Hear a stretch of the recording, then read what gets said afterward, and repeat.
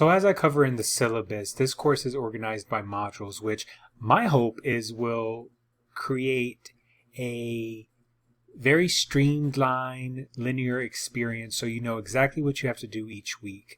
When you're done with something, it'll show that you have a little green check mark here.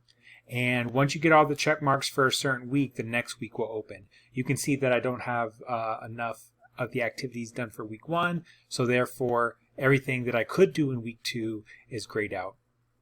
You'll also notice that I organize the activities that you have to do by the due date.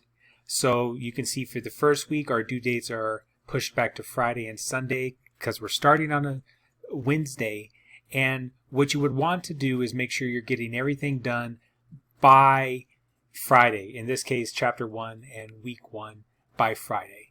Okay, but just so you know, that's the only time that those due dates are like that is on week 1. After that, week 2, you can see Wednesday, Friday.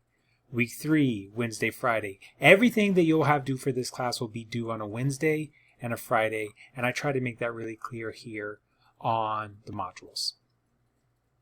And so the last thing I want to point out is if you're wondering how to get this green check mark, it'll show you have to view this item, you have to contribute to the board here, you have to submit the quiz, right?